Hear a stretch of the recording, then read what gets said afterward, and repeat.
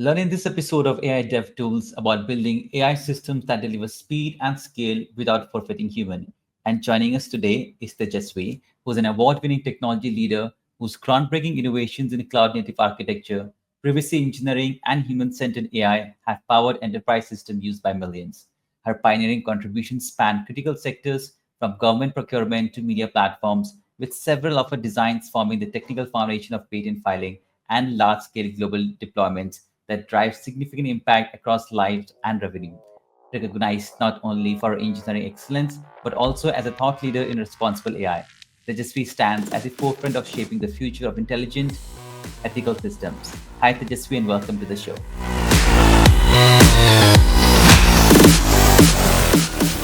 Thank you very much, Simon. That was a wonderful introduction. So, I'm Tejasvi Nutlapati, and I'm a lead software development engineer at Amazon. I'm here to talk about a shift that's happening in AI system design, one that centers not just around efficiency, but around human agency.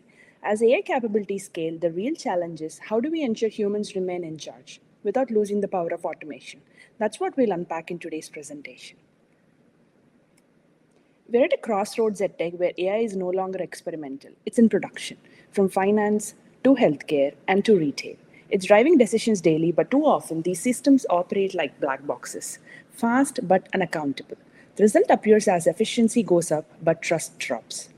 And that's dangerous in critical decision systems. So let's uncover more on that point. Today, I'll walk you through four architectural patterns that flip that script, making AI not a replacement but a collaborator.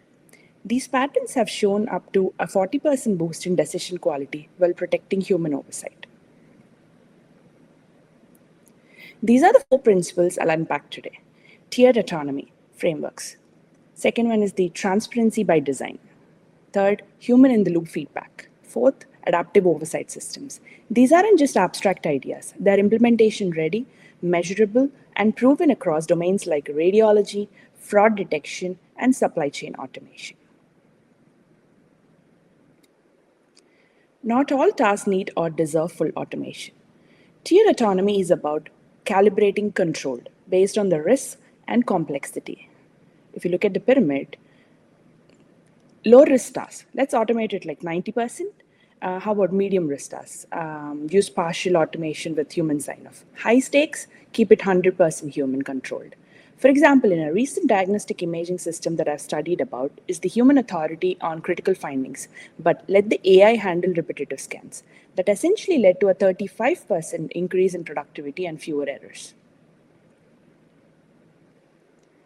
Trust begins with visibility, and that happens on three levels. Model level, what data was used and what are its limits. Second is at the decision level. Why did the system recommend this action?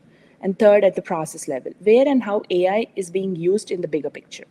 Companies like Salesforce, Microsoft, and Google now require these forms of explainability before deploying models at scale. In my research of multiple papers based on deployment efficiencies, this reduced misuse by up to 45%. That's not just massive, but impressive.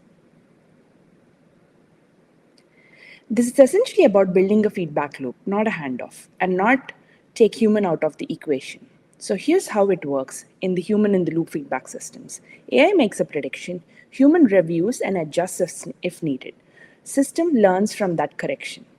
Recent studies suggest that this loop has cut improvement cycles by 25%, especially in fast changing fields like fraud detection, where, for example, Stripe and Klarna actively leverage human input to recalibrate models in near real time. Adaptive oversight systems. Scaling oversight doesn't mean scaling your team one on one. Adaptive systems use confidence thresholds, explainability layers, and internal AI monitors to handle 10 times more decisions with only 2 times more human effort. Netflix uses this in content recommendations, and Amazon in supply chain routing, where flagging only uncertain or high impact decisions for human review. And because debugging is faster with layered explainability, issues are caught 50% sooner. So if you're building systems today, here are the three patterns to take back. Confidence thresholds, where automate routing based on model certainty. Meta oversight, where you use AI to audit other AIs. Model guided escalation, route disagreements through protocols that blend logic with human judgment. These aren't just best practices. They're building blocks for safe, scalable AI. The outcomes the world seeing today is astronomical, and this gets better each day with each evolving model that's hitting the market. 40% boost in decision quality, 45% reduction in misuse, 25% faster model improvement, and 50% quicker debugging time. These aren't just numbers, they're proof that hybrid systems work when designed around collaboration, not control loss. So this is a case study about healthcare decision support. So one of my favorite examples from radiology is from radiology. The challenge was that radiologists needed AI support but didn't want to lose final control. So the researchers implemented a tiered autonomy system with 100% human sign off on critical findings. The results are impressive. 35% more productivity, 28% fewer diagnostic errors, and 90% of radiologists reported higher trust in the system. That's what success looks like. AI that enhances and enriches experience, not replacing human judgment. So, if you were to take away three things from my presentation today, those would be summarized as: first, AI is a partner, not a replacement. Second, transparency builds trust. Thirdly, scalability comes from collaboration, not just automation. On a final note, design your systems to respect human agency, where you will not only move faster, you will move smarter. Thank you. How do you really end up defining decision quality, and especially how do you measure a 40% improvement?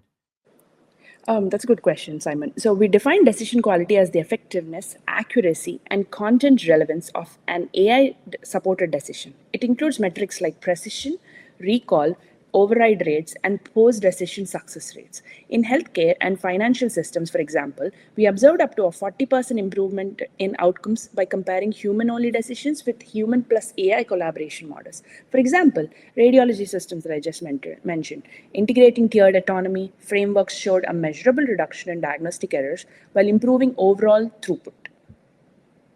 Now that's very interesting. But Tejasvi, isn't human in the loop going to slow things down, especially at scale? Not if it's implemented with confidence-based routing. The goal is to let AI handle high-confidence, low-risk decisions autonomously, and route only ambiguous or high-risk tasks to humans. Companies like Stripe use this to manage fraud detection in real time without overwhelming reviewers. We have seen systems scale up to 10 times in decision volume with only 2 times increase in human effort, using escalation paths and feedback loops effectively. Wow, it's good to know that Stripe was able to achieve all this with all these practices. And Tejasvi, can these design patterns be applied in real-time systems like fraud detection or supply chains alert? I know you have shared it, but I would love to know more about it. Yes, real-time systems benefit immensely from tiered autonomy and adaptive oversight. For example, Klarna and Stripe, I just mentioned about, use layered AI workflows to instantly approve or flag transactions which might be fraudulent. And Miask, the world's largest shipping company, for example, implements adaptive oversight in logistics to escalate only non-standard supply chain events to human operators. So these frameworks don't slow things down; they increase responsiveness and accuracy. Wow. But Tejasvi, as the reality is, we humans are biased anyway. So how do we end up ensuring that this human feedback isn't introducing impact to the system, which I believe it may happen in many of the occasions. That's right. You definitely can't remove the bias from humans, right? So we just implement proper mechanisms to kind of solve for that problem. So human feedback must be curated with the same care as training data while we're training the models and everything, right? So we employ techniques like rotating human reviewers, sampling for inconsistency, using AI for meta oversight. So companies like OpenAI already do this in their reinforcement learning from human feedback processes. So, to ensure the human layer strengthens model alignment without reinforcing unintentional bias into the models. Wow. And are these patterns domain specific by any chance, or they can be generalized? That's a great question. So they are domain agnostic, to be honest, and the same four design patterns apply across sectors. Only the risk thresholds and human intervention criteria, like we have seen implementations across healthcare for diagnostic support, and for retail for product recommendations, finance for loan approval pipelines, logistics for supply chain resilience. So their adaptability is what makes them so powerful. Wow. And since we all love DevOps, and more specifically, as we're moving into we have moved into this AI ecosystem, we have MLOps now. So how would you end up integrating these ideas into agile development cycle, or maybe even MLOps pipeline? Yeah, that's a great evolution that's presently happening in the market. So treat feedback loops as explainability layers and escalate thresholds as modular services within your pipeline. So for example, I would say wrap interface APIs with explainability wrappers. So store overrides as structured training data. You essentially use CI/CD pipelines to validate model behavior changes before you deploying, like a pre-deployment step. So Google TFX, Netflix's Metaflow, and Spotify's Backstage all provide infrastructure to support this kind of hybrid intelligence integration within their modern MLOps workflows.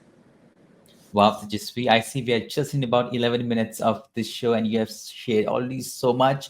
Right. Thank you so much, Tejasvi, for your time and sharing your pearls of wisdom. It was an absolutely honor to host you. And thank you so much, everyone, for you tuned in. And we'll see you in the next episode of AI Dev Tools today. Thank you so much. Bye bye.